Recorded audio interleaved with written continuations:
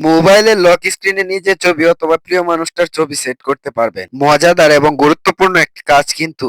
যদি নিজের ছবি সেট করা থাকে লক স্ক্রিনে, আশেপাশে যদি মোবাইলটা হারান, আশেপাশের বাজারে যদি মোবাইলটা হারান, আপনার মোবাইলটা যে কেউ হাতে নিয়ে কিন্তু চিনে ফেলবে যে এটা আপনার মোবাইল। যে মোবাইলটা আপনার মোবাইলটা কিন্তু ফিরে পাওয়ার একটা চান্স থাকবে। আসেন সবাই মিলে কাজটা শিখে ফেলি। মোবাইলের লক স্ক্রিনে ছবি সেট করার জন্য আপনার মোবাইলের ডিসপ্লের উপর চাপ দিয়ে ধরবেন। এখানে দেখুন ওয়ালপেপার লেখাটা চলে আসলো। দেখেন এখানে গ্যালারির মতন আইকন, এটার উপর একটা ট্যাপ দিবেন। ট্যাপ দেওয়ার সাথে সাথে এরকম একটা ইন্টারফেসে নিয়ে আসবে। এটা Redmi কোম্পানির নতুন একটা ভার্সন ফোন। বিভিন্ন ফোনে কিন্তু বিভিন্ন রকম সেটিংস থাকতে পারে। তো আপনাদের যদি অন্য কোম্পানির ফোন হয়ে থাকে তাহলে এখান থেকে খুঁজে বের করতে হবে অ্যালবাম লেখাটা। দেন এখান থেকে অ্যালবামে চলে আসবেন। অ্যালবামে চলে আসার পরে আপনার ছবিটা নিয়ে নিবেন। সো এখান থেকে ছবিটা নেওয়ার পরে এখান থেকে নিজের মতো কাস্টমাইজ করে নিবেন। করে নেওয়ার পরে এই যে এখান থেকে অ্যাপ্লাই একটা ক্লিক করে দিবেন। ক্লিক করার পরে এই যে এখানে দেখেন লেখা থাকবে লক স্ক্রিন, হোম স্ক্রিন। আমরা যেহেতু লক স্ক্রিনে ছবিটা সেট করব তাই একটা লক স্ক্রিনে টাচ করে দিব। এই ছবিটা লক স্ক্রিনে এড হয়ে যাবে। আশা করি বুঝতে পেরেছেন মোবাইলের লক স্ক্রিনে কিভাবে নিজের ছবি অথবা প্রিয়জনের ছবি সেভ করে রাখতে হয়। ভিডিওটা দেখে যদি উপকার হয়ে থাকে তাহলে অবশ্যই আমাদেরকে সাপোর্ট করবেন। দেখা হচ্ছে নতুন কোনো ভিডিওতে। ততক্ষণ ভালো থাকবেন, সুস্থ থাকবেন। আল্লাহ হাফেজ।